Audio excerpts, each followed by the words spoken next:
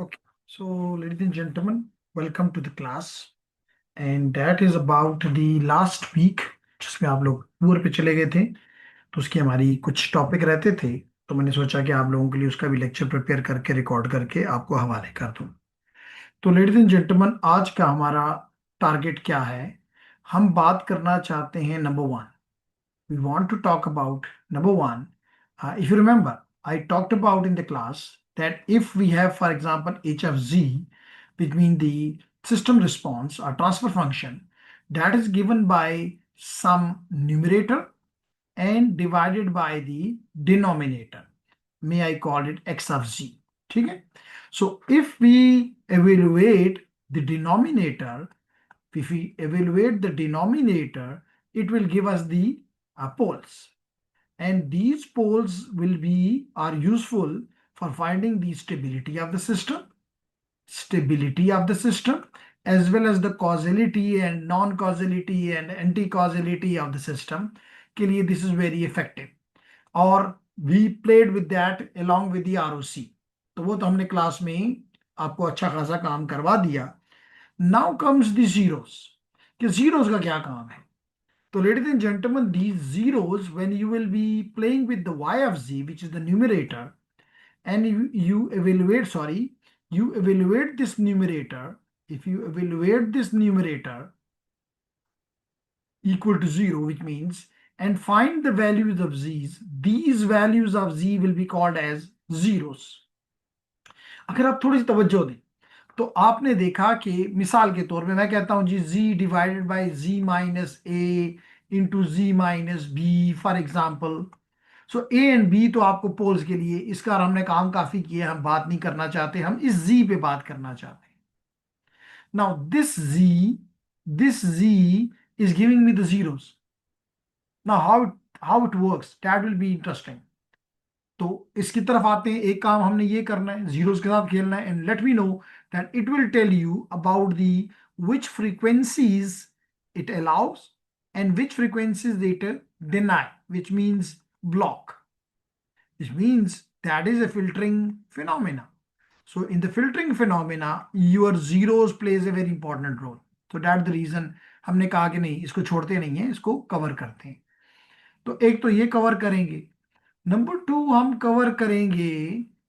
To हम आज इंशाल्लाह कवर करेंगे, and that will be the inverse Z. क्योंकि अभी तक हमने वाई ऑफ एन से या एक्स ऑफ एन से या एच ऑफ एन से सफर किया टुवर्ड्स दी वाई ऑफ जी, लेकिन हमने इसका उल्टा सफर जो है वो नहीं किया, उसका उल्टा सफर हमने नहीं किया to find the y of n back, and that is done through the z inverse. If it is through the Z transform, it is through the Z transform inverse.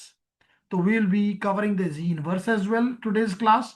And very important in this will be very simple, which you already know, and that is the partial fraction. So we'll be using mostly the partial fraction to find the time domain back from the complex frequency domain। ठीक है जी, तो ये दूसरा काम कर लेंगे, और अगर टाइम अलाउ कर दे तो हम तीसरा काम ये कर देंगे कि हमें पता है कि most of our systems are represented by the difference equation. So we will be solving these difference equations in the z plane. तो ये तीसरा काम हम आज करने की कोशिश करते हैं, उम्मीद है कि आपको समझ आ जाए। So let's start. तो कहता है कि जनाब, in the context of ji transform, zeros क्या हैं मैंने भी बताया, zeros are the roots of the numerator. देखिए, न्यूमरेटर के जो रूट्स हैं, they are called the zeros of the transfer function. तो अब पोल्स जीरो को यहाँ पे डिफाइन करना चाह रहा है कि अगर जीरो की बात करो, पोल्स की बात करो, तो इसका मतलब आप you are playing with the denominator roots, और अगर आप जीरोस की बात करो तो you are playing with the roots of the numerator, you already know. तो here you can find, ladies and gentlemen, can find the stability, you can find the causality, you can find even you can find the peaks of the system response. How? क्योंकि अगर आपकी ये value आप करते हैं ना कि z की वैल्यू a है, इसका मतलब अगर z की वैल्यू अगर आप a पुट कर देते हो, it will become zero, and anything divide by zero become infinite. इसका मतलब है कि that gives you the peaks of the system response. The poles give you also, along with the stability and causality, it give you the peaks of the system response. And that is also known as, in terms of the signal processing, the resonance. So it tells you about the resonance. The maximum, आपने पढ़ा भी होगा in your FSC somewhere, resonance. When the things start vibrating at the highest amplitude. So that is again peak, highest. So that is also called the resonance. Anyhow, then we have the zeros, and that represent the valleys. You mean value समझते हो? बिल्कुल down. It tells you the down point, the minima you may call as. The zero determine the values or that values what represent. As I said earlier, filtering. Filtering, which means or the frequencies that the system block or suppress. मिसाल के तौर पे इसका मतलब अगर यहाँ पे है तो it is giving the maximum suppression to a certain frequency. और अगर ये यहाँ पे है तो it means it is only attenuating a certain frequency. It is completely blocking this frequency at the valley tip. ठीक है, एनी लेकिन आपको अगर समझना आए तो व्हाट्सएप ग्रुप मौजूद है एंड मैं भी मौजूद हूं, नो मसला। ठीक है, आई एम ऑलवेज अवेलेबल। तो कहता है जनाब, here is the elaboration of their uses with example. ठीक है, हमने कहा कि मैथमेटिकली क्या है, जीरो क्या है, zero is the value of z that make the transfer function zero. इसका मतलब कि this will make the transfer function zero and this will make, the pole will make the transfer function infinite. इसलिए वो peak देता है, ये valley देता है, जीरो है ना, वैली देता है। तो कहता है the system has zero at a specific location, may be z naught, and you feed the system a signal with a frequency corresponding to that location. That is interesting to note. You have the, मैंने पहले भी बताया हुआ है कि that is your z plane, and in this z plane you locate your zeros and poles. Let it be my zero is here, let me my zero is here, and let me that zero is on the unit circle, maybe, or maybe near the zero unit circle, that depends. वो तो हम find करेंगे तो पता चलेगा। लेकिन when we find, जैसे मिसाल तो पे यहाँ पे है तो that zero is at the origin. ठीक है, नॉट बैड। तो हमने कहा कि जी दी, अगर आपका जहां पे आपका जीरो आ रहा है और दैट रिप्रेजेंट सर्टेन फ्रीक्वेंसी। अब फ्रीक्वेंसी कैसे रिप्रेजेंट करता है, ये आपका क्वेश्चन होना चाहिए। So, ladies and gentlemen, that frequency is related with the angle of that angle. Frequency is related with the angle theta. So, if your the zero का angle और फ्रीक्वेंसी का एंगल सेम है, इसका मतलब है कि ये जीरो उसको, या अगर ये यूनिट सर्कल पे है तो कंप्लीटली ब्लॉक करेगा, और अगर ये यूनिट सर्कल से आगे या पीछे है, जितना आगे पीछे है उतना अटेन्युएशन कम करता जाएगा। तो यही वो कह रहा है कि if the system at the zero at a specific location, may be z naught is the zero value, and you feed the system a frequency with the frequency corresponding to that location, maybe high, maybe low, maybe a band, the output will be zero. इसका मतलब है कि what it will be doing, the system will effectively kill that signal. That signal means frequency, that part of the frequency of the signal. तो यही बात इसने, ladies and gentleman, यहां पे आपको समझाने की कोशिश की कि पोल क्या देते हैं आपको, माउंटेन्स देते हैं, यानी इनफाइनाइट गेन देते हैं। It mean determine whether the system resonates, where the system resonates. While zeros क्या देते हैं आपको, वैलीज देते हैं, होल्स देते हैं, determine where the system is silent, it mean suppress. ठीक हो गया, उम्मीद करता हूं कि क्लियर हो गया होगा। Then is the, ladies and gentleman, the primary use कह रहा है कि जी जीरोस का क्या है, that is the frequency suppression. Frequency suppression means very clearly filtering. So the most common use of the zeros is to design filters that remove a specific frequency from that signal, or maybe the specific frequencies, a band of frequencies. तो कहता है कि जनाब, the frequency response of a system is evaluated, मैंने भी बताया कहां पे हम evaluate करते हैं, at the unit circle or near the unit circle. But if it is at the unit circle, which means z is equal to 1, it means it is blocking that frequency. यही कह रहा है, if you place a zero exactly at the unit circle, the system will completely block the frequency at that angle. If मिसाल के तौर पे चलें, हम एज्यूम करते हैं, आप लोगों से पूछते हैं, ऐसे भी आप क्लास में भी जवाब नहीं देते ना, तभी भी नहीं देंगे, फर्क क्या पड़ेगा। लेट करें my zero is here, my zero is at z is equal to 1, this is my unit circle, and unit circle के ऊपर ये यहाँ एक्स एक्सिस के ऊपर, रियल एक्सिस के ऊपर मेरा जीरो पड़ा हुआ है। What it means, it mean zero frequency. What mean by zero frequency, it mean DC. इसका मतलब कि it will block the DC और the low frequency, DC mean low frequency. तो देखिए यही वो कह रहा है कि if you place zero exactly at the unit circle as I did in the example here, the system will completely block the frequency at that angle. And here what is the angle? Zero angle. Here is the zero angle. So that is the zero angle means zero frequency. Zero frequency means DC value. It will be blocking the DC value. कहते हैं if you place a zero near the unit circle, meaning it might be if I change the color for you people and show the zero here or maybe here, so it is near to the unit circle now.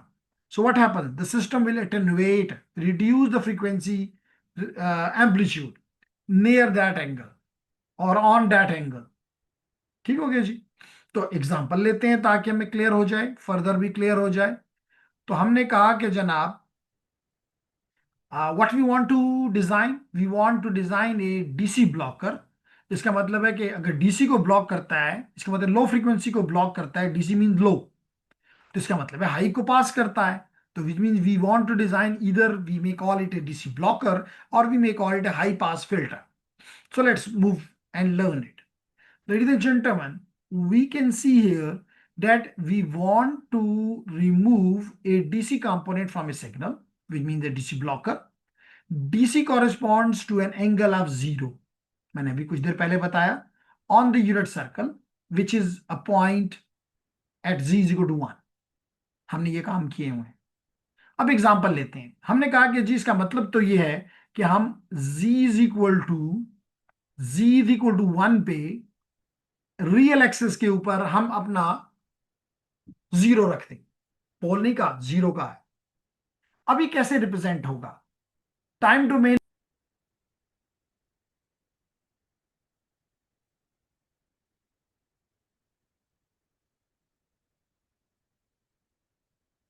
Okay, so recording is continue, that's great. तो जनाब हमने क्या किया? This is simple difference equation. Yes, मैंने भी कहा difference equation are very important. That is basically representing a, this simple equation is representing a difference equation is representing a DC blocker. So it's continuing. That's great. So ladies and gentlemen, let me go back to my slides and I'm here. जी, तो मैंने कहा कि now this simple equation is representing a DC blocker. कैसे मैं prove करूंगा? अगर मैंने ये प्रूव कर लिया कि it has a zero at z is equal to 1, I have succeeded. तो लेट्स सी, सच बोल रहे हैं कि झूठ बोल रहे हैं।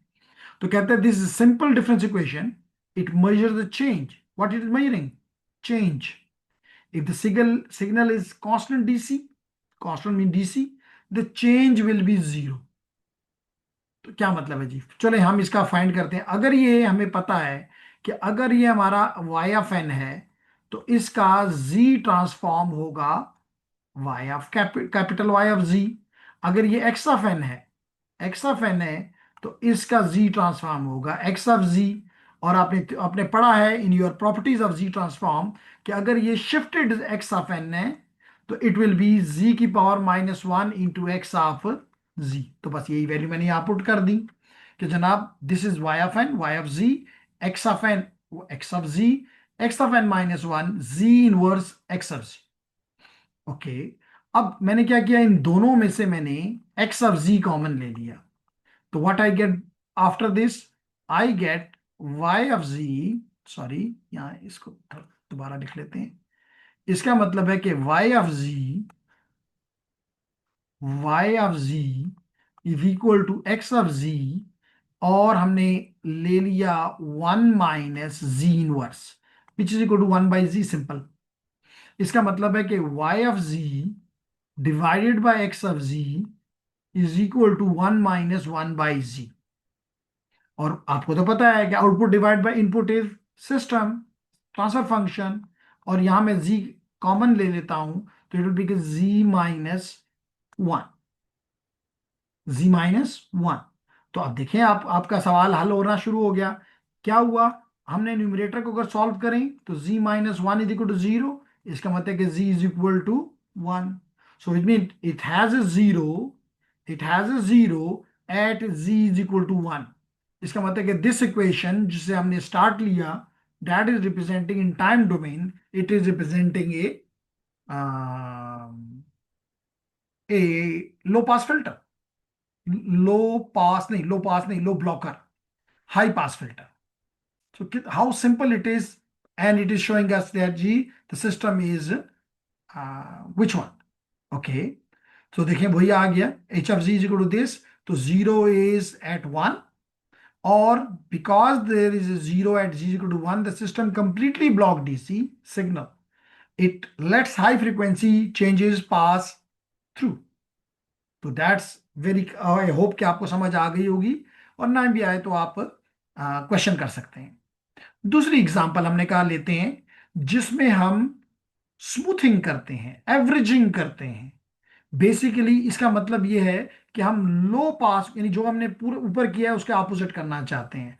हम लो को अलाउ करना चाहते हैं, और हाई को, हाई फ्रीक्वेंसीज को हम स्मूथ करना चाहते हैं। इसका मतलब हम उनको ब्लॉक करना चाहते हैं, हम उनको रोकना चाहते हैं। तो again we will be playing with the zeros. How, let's do it. हमने कहा zeros are also used to smooth data.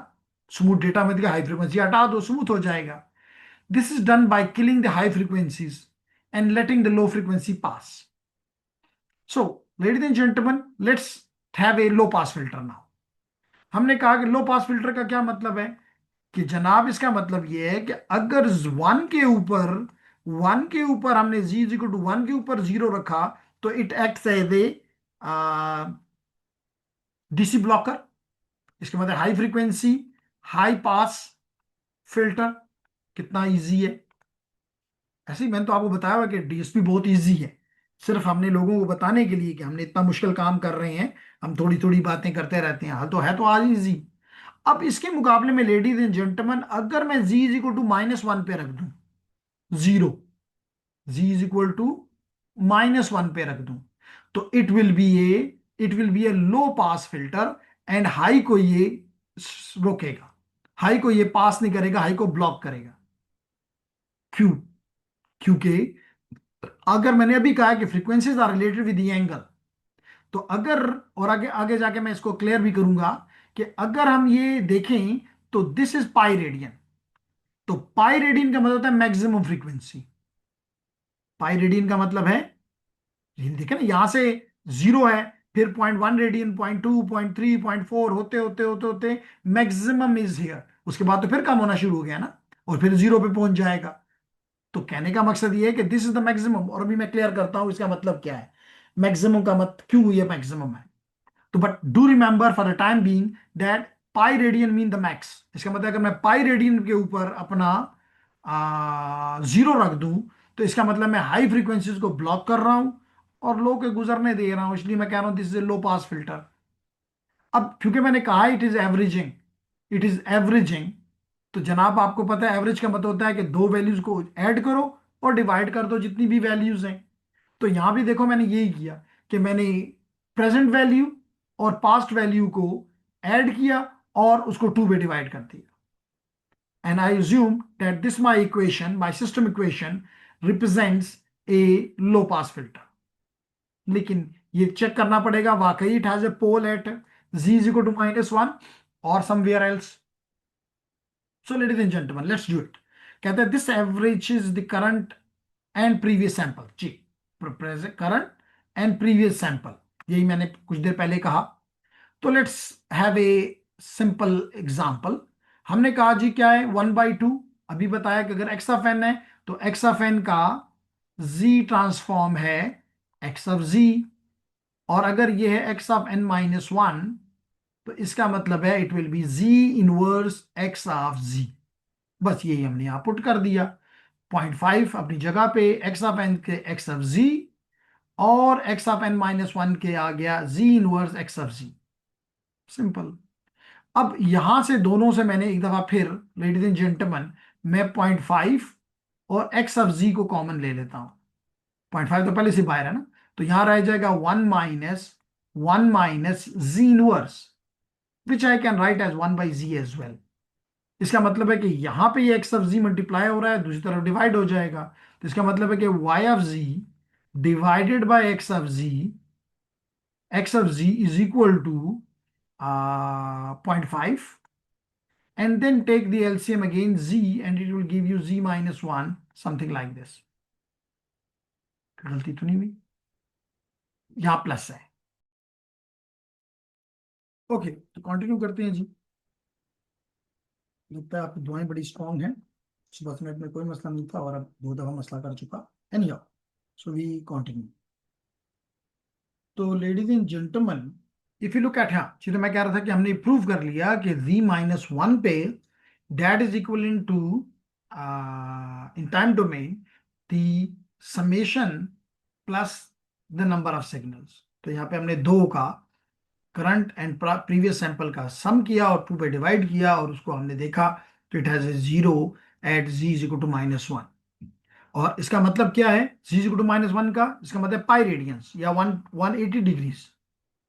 इसका मतलब ये हुआ कि अगर कोई भी, इसका मतलब है कि यहाँ पाई पे देयर द मैक्सिमम फ्रीक्वेंसी, और मैक्सिमम फ्रीक्वेंसी के ऊपर हमने अपना अपना जीरो रख दिया है, उस पे हमने वहां पे छुरी रख दी है, इन अदर वर्ड्स।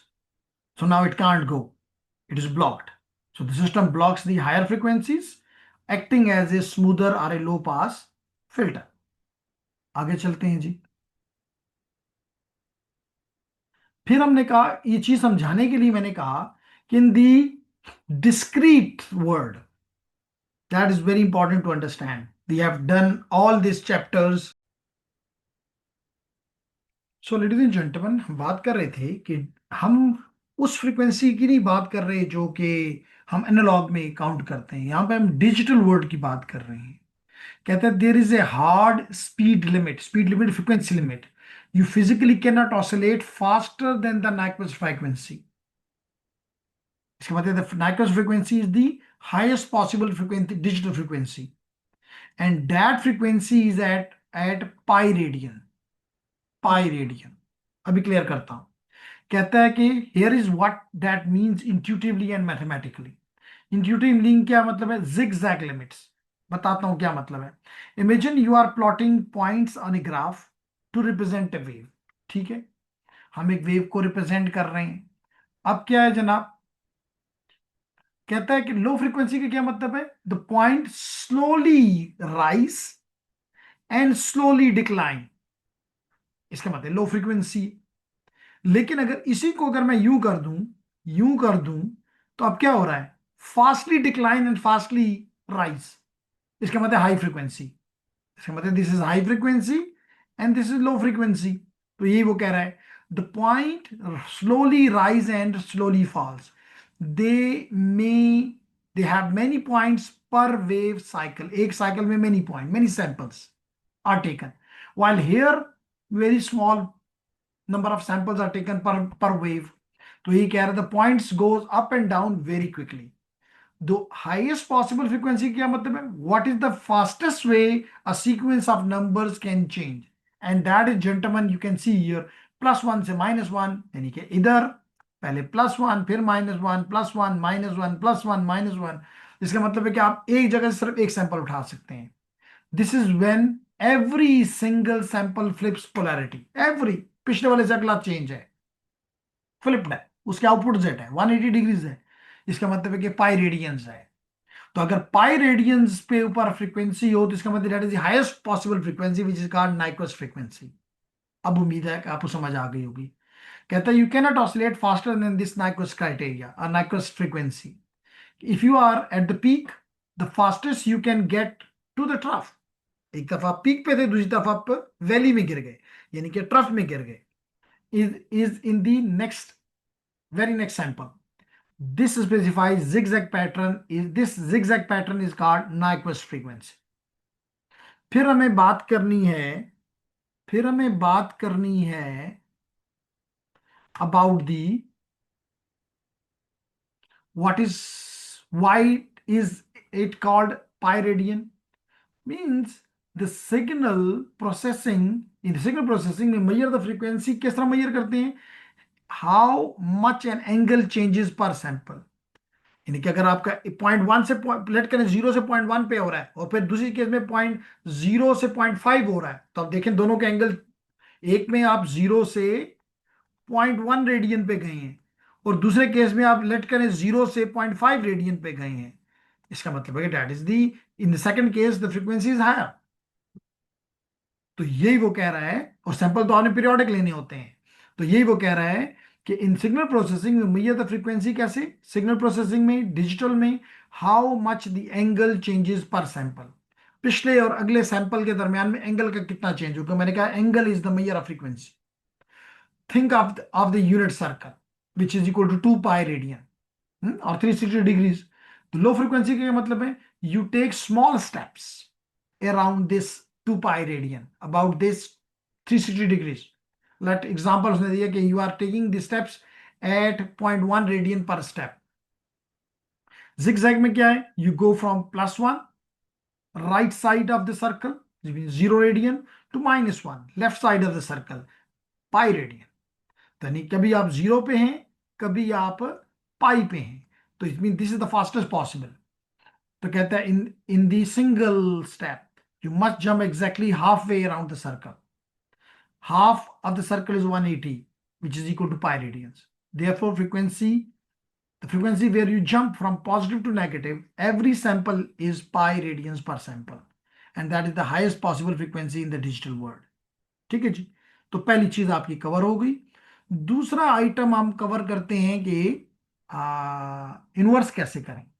यानी कि अगर हमारे पास एक्स ऑफ जी तो आ गया, हम इससे वापस एक्स ऑफ एन कैसे हासिल करें, and that is through the inverse Z transform.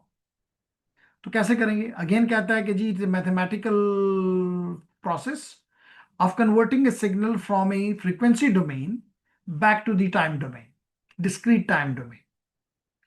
Just like integration is the reverse of differentiation, the inverse Z transform allow us to find the original sequence of numbers that created a specific Z transform. जिससे हमने Z transform हासिल किया था, हम वापस उसको हासिल करना चाह रहे हैं, यानी the original sequence we want to get it back. अब इसके लिए क्या करेंगे, मैंने अभी आपको क्लास के शुरू में कहा था कि mostly we will be using the partial fraction. एक और तरीका भी है लॉन्ग डिवीजन का, लेकिन mostly we use the partial fraction. अब पार्शियल फ्रैक्शन में क्या होता है, check the denominator if it is factorisable. Denominator को चेक करें, अभी हम एक एग्जांपल करेंगे तो क्लियर हो जाएगा। डिनोमिनेटर आपको पता है कि जो भी डिनोमिनेटर है आपका, उसको आप फैक्टराइज कर दें।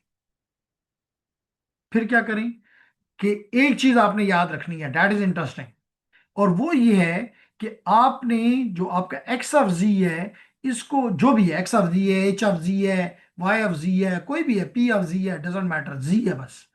तो आपने इसको इस फॉर्मेट में X of ji divide by जी की फॉर्मेट में लाना होगा। अगर आप एक्स ऑफ जी में भी लाएं तो काम चलेगा, लेकिन थोड़ा सा लंबा हो जाएगा।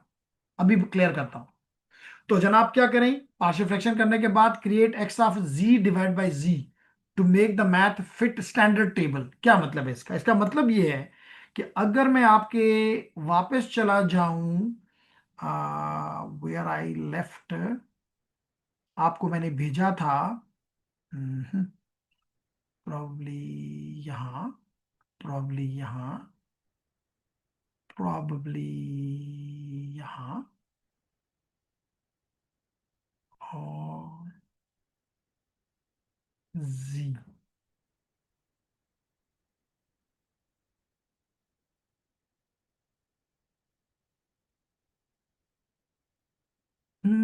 मैंने आपको एक टेबल भिजवाया था, वेयर इज दिस टेबल। चलें दोबारा देख लेते हैं, जी ट्रांसफॉर्म, जी ट्रांसफॉर्म टेबल। जी, तो अगर मैं किसी भी जी ट्रांसफॉर्म को ओपन कर लूं, ये देख लें, अगर ये और भी बड़ा हो जाए तो ज्यादा बेहतर लगेगा। तो यहां पे always z divide by something में लिखा होता है, तो do you get the transform, z transform pair easily. तो इसलिए ज्यादा बेहतर क्या समझा जाता है कि आप लोग इसको, जैसे देखें ना ये है, अभी इतना ज्यादा क्लियर नजर नहीं आ रहा, लेकिन यहाँ पे हमेशा, ये देखें, चलिए नजर आ गया, यही मैंने आपको भेजा था। देखिए यहाँ पे क्या है, इट इज वन डिव, अगर ये छोटा है तो मैं बड़ा कर देता हूं। देखिए यहाँ पे क्या लिखा हुआ है, 1/1 - z, लेकिन ये 1 नहीं है। अगर आप थोड़ी सी तवज्जो दें तो इस, यही मैंने आपको भेजा, लेकिन आपने इसको चेंज कर लें अपने लिए। It is equal to 1/1 / 1 - z।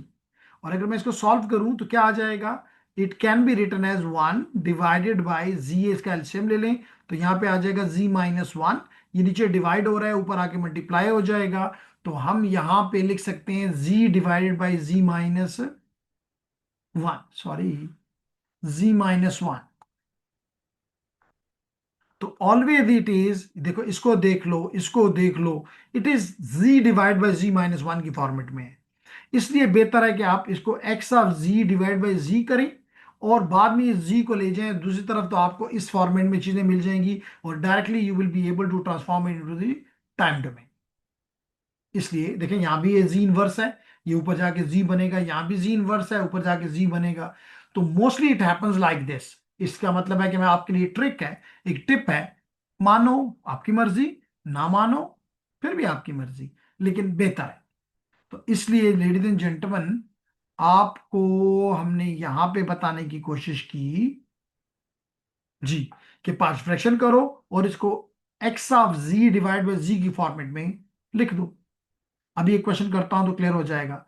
फिर उसके बाद आप जो भी आपके वेरिएबल्स हैं ए बी सी, वो कैलकुलेट करो और वो ए बी सी की वैल्यू डाल दो। बस ये जो भी ए बी सी की वैल्यू डालोगे, तो फिर इस टेबल को, जो भी मैंने आपके सामने खोला, तो उस टेबल को खोलेंगे और वहां से वैल्यूज उठा के लगा देंगे। आपको अगर समझ नहीं आ रही तो कोई बड़ी बात नहीं है, मैं अभी एक एग्जांपल लेता हूं। जनाब चलो एक एग्जांपल से स्टार्ट करते हैं जी। हमें ये एग्जांपल मिली कि x of z is equal to z divided by z-1 into z-3। अगर ये फैक्टराइज हो, मतलब अगर ये क्वाड्रेटिक होता, क्यूबिक होता, तो मैं इसको फैक्टराइज कर लेता। लकली मुझे ये फैक्टराइज हालत में मिल गया है।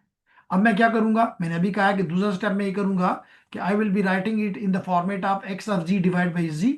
तो ये हो गया z-a और z-3। इसको मैं नंबर 1 इक्वेशन कह लेता हूं।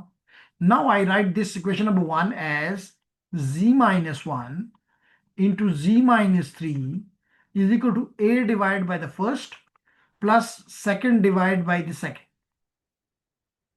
सिंपल। अब क्या करेंगे, इसको नंबर 2 कह देता हूं, और इस पूरी इक्वेशन को z-1 इंटू z-3 के साथ मल्टीप्लाई कर देता हूं।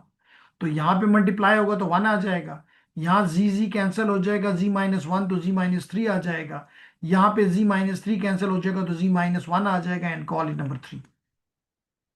क्योंकि मुझे मुझे चाहिए ए और बी की value.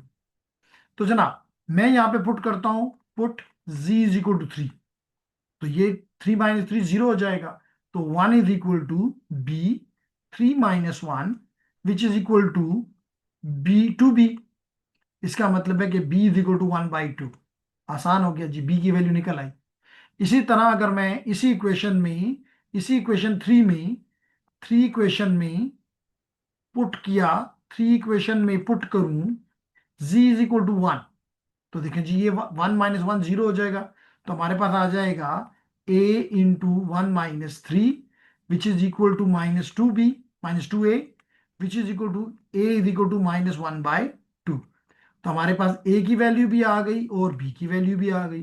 Put these values here, simple, put these values here. तो देखिए यहां पर मैंने भी यही वैल्यूज निकाली कि a की वैल्यू -0.5 और b की वैल्यू +0.5, और वो वैल्यूज मैंने यहां पे पुट कर दी। तो इसका मतलब है कि 1 divided by z-1 z-3 which is equation number 2 is equal to a which is -1/2 divide by z-1 plus b, which is 1 by 2 z minus 3, and that is equal to here. इसका मतलब है कि that is equal to x of z divided by z is equal to minus 1 by 2 divided by z minus 1 plus 1 by 2 z minus 3. तो जनाब देखिए यहां आपको अब फायदा नजर आएगा कि आपने x ऑफ z को लिख दिया minus 1 by 2 into z divide by z minus 1 plus again 1 by 2 और z divided by z minus 3. Now you will go to this table. Z I need z divide by z minus a. what this equal to? Simple. Come here. Z minus, अभी मैंने किया था, that is equal to u of n, and that the same is with the u of n minus 1 as well. That is interesting. इसका मतलब है कि मुझे अगर ये है तो ये कॉजल की एग्जांपल है, अगर ये है तो there is example of non causal, anti causal, sorry anti causal, and it can be even non causal as well. It can have both the values. तो इस वजह से इस किस्म के क्वेश्चन को जबकि एक ही z transform multiple time domain signal की तरफ पॉइंट करे तो we can, what we can do, we can look at here. देखिए यही मैंने यहां पे यहां तक तो किया, कोई फर्क नहीं किया. अब हमने कहा z determine the x of n based upon the ROC. हमने कहा कि अगर हमारा, अगर आप यहां पे थोड़ी तवज्जो दे दें तो आपका, आप कहेंगे हमने पूरा सेमेस्टर तवज्जो नहीं दी, अब क्यों मांगते हो? एक पोल जो है वो 0 पे है और एक पोल 3 पे है. एक पोल 1 पे है और दूसरा पोल, सॉरी इस पे मैं नहीं लिखना चाहता, दैट इज बेटर जी, और दूसरा पोल 3 पे है. तो अब मेरा आरओसी आउटर मोस्ट पोल से आउट भी हो सकता है. तो it will, if you remember, पुरानी बातें, पुरानी तो नहीं है, लेकिन जहां पे स्टैटिक सिस्टम हो तो वहां तो कुछ भी बात की जा सकती हो, तो आप समझदार है ना. तो लेडीज एंड जेंटलमैन, अगर यहां भी हो सकता है कि अंदर वाले पोल से अंदर हो, तो इसका मतलब this become an example of your causal, यानी ये u of n. That become an example of your anti causal. And even it can be कि आप बाहर वाले पोल से अंदर हो, बाहर वाले पोल से अंदर हो, और बाहर, इस ये कलर इतना अच्छा नहीं, और अंदर वाले पोल से बाहर की तरफ हो, यानी ये रीजन हो दोनों का, ये रीजन जो है आरओसी हो, ये रीजन आरओसी हो, तो then it is non causal. तो इसका मतलब कि ये हमारा सवाल 3 जगहों पे लाई कर सकता है. It can B causal, it can B anti causal, and it can B non causal. तो यही यहां पे हमने किया होगा. और हमने क्या करना है, देखें जनाब, पहली बात हमने की कि केस ए क्या है कि हमारा region of convergence z is greater than 3, जैसे मैंने अभी बताया था. 3 से बाहर अगर ये है तो इसका मतलब है ये राइट साइडेड है, इसका मतलब ये कॉजल है. अगर ये कॉजल है तो फिर ये यू ऑफ एन है, a of n, u of n. तो हमारा क्या था, z माइनस ए और z माइनस 3, यानी ए की वैल्यू 1 थी और 3 थी, तो ए की वैल्यू ए की पावर 1 यू ऑफ एन और ए की power n u of n. तो ये हो गया हमारा एक केस. अगर हमारा सिग्नल राइट साइडेड है तो फिर उसका टाइम डोमेन सिग्नल ये बन गया. सिमिलरली अगर हमारा अंदर वाले पोल से भी अंदर है, यानी कि अंदर जो सबसे छोटा पोल है उससे भी हमारा रीजन ऑफ कन्वर्जेंस अंदर है, लाइक दिस, ये हमारा आरओसी है, तो फिर क्या होगा, फिर इट विल बी माइनस, हमें नहीं पता, ये टेबल आपको सामने रखना होगा अपने. ये हमने सामने रखा तो पता चला कि अगर ये केस हो कि your region of convergence is less than 1, तो your time domain signal will be minus u of minus n minus 1. ये मैंने सॉल्व करवाएंगे, चेक कर लें पुरानी वीडियोस, लेकिन रटने की जरूरत नहीं है. तो लेडीज एंड जेंटलमैन, यहां पे यू विल फाइंड कि अगर ये कम है तो minus u minus n minus 1. उसी तरह -0.5, -0.5 अपने माइनस माइनस 1 की power n u of n minus n minus 1 plus 0.5 minus n minus a की power n u of minus n minus 1. और तीसरा क्या हो सकता है कि रीजन ऑफ कन्वर्जेंस दोनों के दरमियान में हो, 1 से ज्यादा और 3 से कम हो, तो डेट विल बिकम डबल। यानी कि एक तरफ वो बाहर की तरफ जा रहा है तो it will be considered as a causal, और एक तरफ अंदर की तरफ आ रहा है, 3 से अंदर की तरफ आ रहा है, तो it will be considered as anti causal. So that causal and anti causal mix becomes understandable non causal. तो हमने इसको 3 केसेस में डिवाइन करके केसेस ए बी सी बताया कि अगर ये केस हो तो इसका टाइम डोमेन सिग्नल ये है, अगर ये केस हो तो टाइम डोमेन सिग्नल ये है, और अगर थर्ड केस हो यानी कि नॉन कॉजल केस हो तो ये उसकी टाइम डोमेन इक्वेशन है। ठीक हो गया जी। आगे चलते हैं। फिर हमने एक प्रॉब्लम लिया ताकि हम इससे जरा सीखना चाहते हैं फर्दर।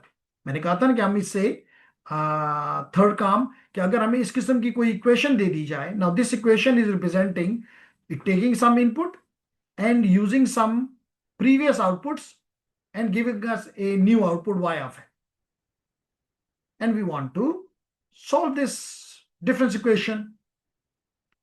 तो और बताता है कि your input signal x of n is equal to delta of n, impulse input। Further उसने ये बताया, हमने भी बताता कि जी जो इनिशियल कंडीशंस हैं यानी प्रीवियस इनपुट्स प्रीवियस आउटपुट्स, चाहे 1 इंडेक्स पे हो के -2 इंडेक्स पे हो, दैट इज 0। तो क्या करें जरा, हमें क्या transform take the transform of both sides. तो हमने लेफ्ट साइड पे भी ट्रांसफॉर्म ले लेना है और राइट साइड पे भी ले लेना है। आपको पता है वेरी सिंपल कि अगर हमारा इनपुट y ऑफ n हो तो इसका z ट्रांसफॉर्म पेयर क्या होगा, y of capital Y of z। अगर ये होगा y ऑफ n -1 तो इसका z ट्रांसफॉर्म पेयर हो जाएगा z -1 y ऑफ z। अगर ये है y ऑफ n -2, ये हमने प्रॉपर्टीज पढ़ी हुई हैं, z -2 y ऑफ z।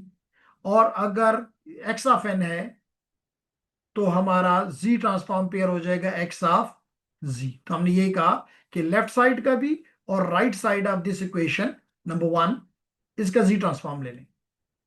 हमने अपनी आसानी के लिए यहाँ पे कुछ चीजें लिखी कि जनाब अगर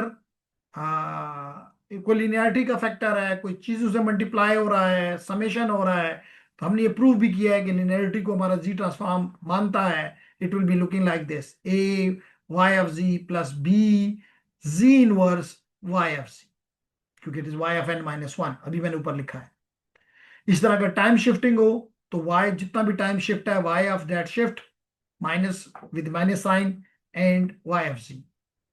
और एक्स ऑफ एन का जिसको जो कि डेल्टा ऑफ एन है, हम मुझे याद नहीं है इसलिए मैं यहां जाता हूं और देखता हूं कि अगर डेल्टा ऑफ 1 हो इनपुट टाइम डोमेन में तो उसका जी ट्रांसफॉर्म क्या होता है 1। I remember. तो इसलिए ladies and gentleman I go here और मैंने कहा कि जी अगर टाइम डोमेन में input x of delta of N है तो x of z will be equal to 1। Very simple. अब मैंने ये काम यहाँ पे जो क्वेश्चन मुझे गिवन थी, मैंने इस इक्वेशन को, चलिए यहाँ पे मैं लिख देता हूं। मैंने कहा था मेरी इक्वेशन है y of n -0.5 y of n -1 plus 0.1 y of n -2 is equal to x of n। ये मेरा टाइम डोमेन का सिग्नल था, डिफरेंस इक्वेशन थी।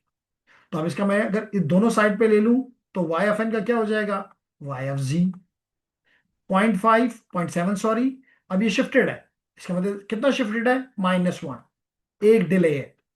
तो and that is equal to y of z plus 0.1 z -2 y of z is equal to x of z।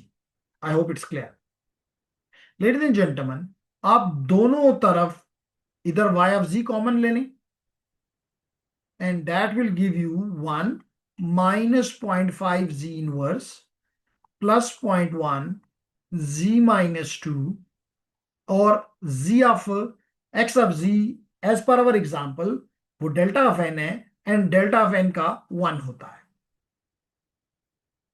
Okay इसका मतलब ये हुआ कि y of z is equal to 1 divided by 1 minus 0.5 z inverse plus 0.1 z minus 2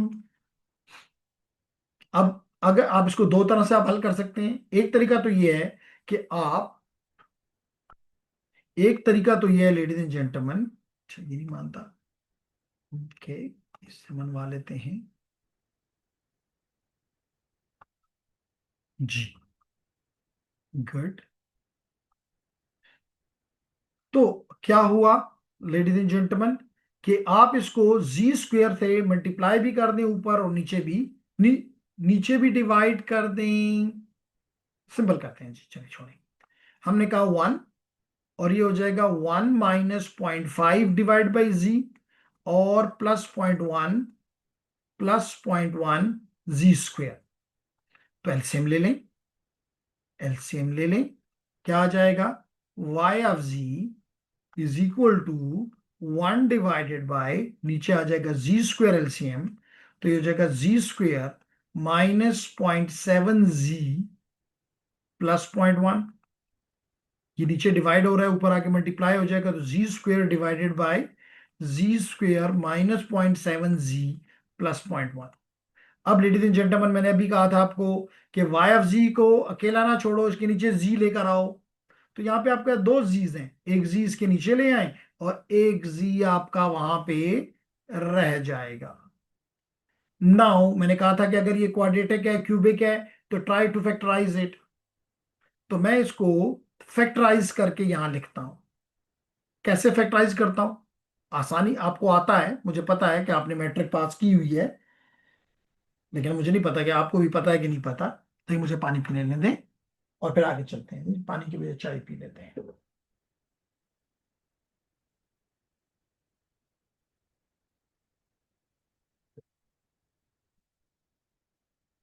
okay, तो let's continue जी। तो हमने कहा कि अब इसको हमने सॉल्व करना है। जी स्क्वेयर माइनस जी स्क्वेयर माइनस, इसको बंद कर देते हैं, -0.7 जी +0.1। इसको अगर मैं आपको सिंपली एक साइड पे सॉल्व करना सिखा दूं, तो बंद हो जाओ जी। एक साइड पे हम इसको सॉल्व कर लेते हैं। यह है जी स्क्वेयर -0.7 जी +0.1। अगर मैं सारे को 10 से मल्टीप्लाई कर दूं, ताकि ये पॉइंट्स आपके लिए मसला कर रहे होंगे, तो 10 + 7, सॉरी माइनस है, -7 जी प्लस 10 से मल्टीप्लाई हो तो 1 हो जाएगा, ठीक है। अब 10 × 1 = 10, तो अब आप इसको इजीली सॉल्व कर सकते हैं। 10 जी स्क्वेयर -2 जी -5 जी +1। अगर आपने इसको 10 से मल्टीप्लाई किया और आपको तकलीफ दे रहा है कि भाई ये चीजें तो अब सेम नहीं है, तो इसको वापस 10 पे डिवाइड कर दें, तो you get Z square -2/10 which is 0.2 जी, फिर -5/10 0.5 जी +1, एग्जैक्टली वही चीज आ गई। अब आप इसको सॉल्व कर लें, जी कॉमन ले लें, तो जी -0.2, और यहां से आप कॉमन ले लें -0.5, तो 0.5 बाहर गया तो जी आ गया, 1.5 बाहर गया तो 1.5 अंदर रह गया, 0.5 × 2 = 1। तो यहां से आ गया जी -0.2 इंटू z -0.5। इसका मतलब मैं यहां लिख सकता हूं z divided by z -0.2 into z -0.5। कितना इजी हो गया। अब इसका हमें क्या करना होगा, पार्शियल फ्रैक्शन। ठीक आपने सोचा, पार्शियल फ्रैक्शन। तो पार्शियल फ्रैक्शन करते हैं, तो हमारे पास है z divided by z -0.2 into z 0.5। ये साथ साथ सॉल्व हुआ है यहाँ पे, अगर आप यहां से देखना चाहें या इधर से देखना चाहें, डेट सेम। तो a divided by z -0.2 plus b divided by z -0.5।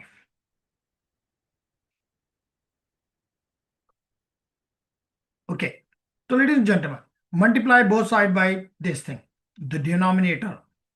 तो we get z is equal to a into z -0.5 plus b z minus 0.2। अब आप पुट कर दें ए बी की वैल्यू फाइंड करने के लिए। आप ए की वैल्यू, इसको कोई इक्वेशन नंबर दे दें, let it be A, let it be x, what ever you want. तो जनाब पुट, इस एक्स इक्वेशन में पुट करें जी की वैल्यू 0.5। तो 0.5 माइनस 0.5 0, तो एक उड़ जाएगा and b will be 0.5 minus 0.2, इसका मतलब 0.3। इसका मतलब कि b is equal to z divide by 0.3।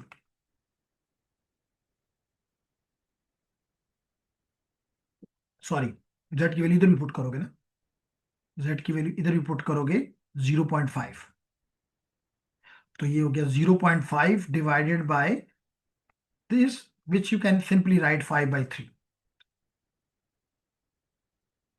इसी तरह लेडीज एंड जेंटलमैन, आप करें 0.2 पुट करें एक्स इक्वेशन में, जेड की वैल्यू 0.2। अगर पास फ्रैक्शन नहीं आता तो एफएससी की किताब उठा के देख लें, तो आ जाएगा 0.2 is equal to a 0.2 minus 0.5। और यहां पे अगर 0.2 पुट करूं तो 0.2 माइनस 0.2 0, तो बी रहे उड़ जाएगा। तो what we get a is equal to 0.2 divided by minus 0.3। इसका मतलब डेट इज इक्वल टू -2/3। तो देखने मैंने भी यही फाइंड किए होंगे। यहाँ पे मैंने कहीं लिखा होगा कि फाइंड ए एंड बी। देख लीजिए, ए इज 5/3, ये देख लो। अच्छा, वो मैंने ऊपर वैल्यूज वो ली होंगी, नॉट एन इशू। 5/3 एंड -2/3, तो ये वैल्यूज आप यहाँ पे पुट कर दें ए और बी की जगह। तो आपके पास आ जाएगा z divided by z minus 0.2 into z minus 0.5 which is equal to a which is -2/3 whole divided by z minus 0.2 plus b which is 5/3 divided by z minus 0.5। तो अब आप इस इक्वेशन में जो आपका y of z divide by z है, जो ये है, इसकी जगह ये वैल्यू जो आपने नहीं कैलकुलेट किया ये पुट कर सकते हैं। तो मैं आसानी के लिए अपने इसको कर देता हूं रब, और कहता हूं ये चीज बराबर है y of z divide by c। तो देखिए वो जी मुझे फिर काम आएगा। वो जी मैं इधर भी लगाऊंगा, इधर भी लगाऊंगा, सिंपल अपने फार्मूले लगाऊंगा जो कि ट्रांसफॉर्म पेयर में मौजूद हैं, and I will be getting y of z is equal to -2/3 z divide by z minus 0.2 plus 5/3 z divide by z minus 0.5, and I will go to my table and check the values of these in the time domain. So I will be getting y of n inverse z से हमें आ जाएगा -2/3, and this is ladies and gentlemen, again we will go to the table and we'll see कि this is something. इसको अगर आप, बेहतर है कि आप इसको सॉल्व करके अपने लिए तैयार कर लें फाइनल एग्जाम के लिए, तो बड़े आसानी से आप इसको सॉल्व कर सकेंगे। मैं देखूंगा कि जी इनवर्स की बजाय सिर्फ जी में हो तो इट विल बी इजियर, लेकिन आप खुद भी कर सकते हैं। तो यहाँ पे देखिए यही काम किया गया।